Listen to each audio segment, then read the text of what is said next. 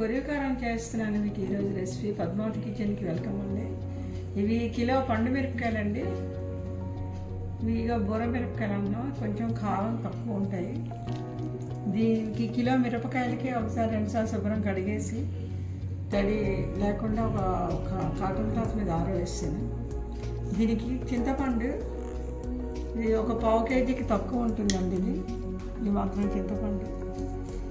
తర్వాత ఇక దీంట్లో ఏమాత్రం ఉప్పు వేయాలి, కొంచెం పసుపు. ఇది మిక్సీ తిప్పేస్తామండి.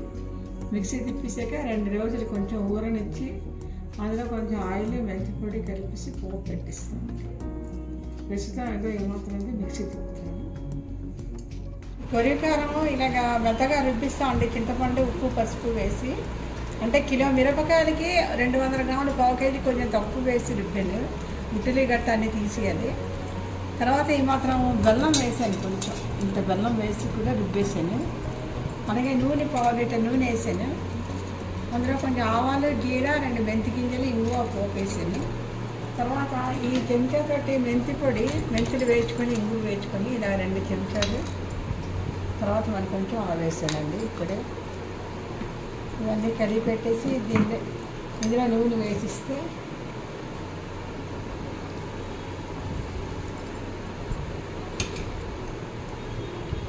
కింద మీద కలిపి పెట్టిస్తే రెడీ అండి.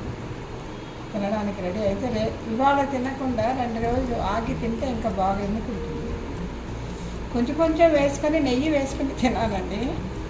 ఎక్కువ మటుకు తినకండి, వేడి చేస్తుంది. మెంతిపొడి వాసన నచ్చితే ఇంకొంచెం ఇక మాత్రం ఈ చెంచాతో ఇలా 2.5 చెంచాలు వేసి మరి కొంచెం కూడా వేసుకోవచ్చు.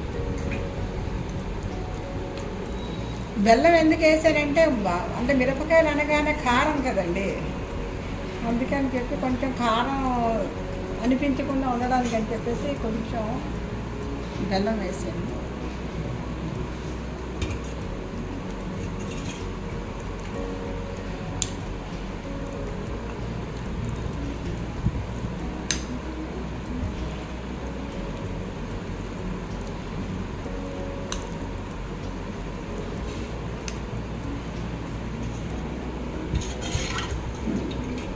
కొంచెం చల్లారాక నూనె కనిపిస్తుంది.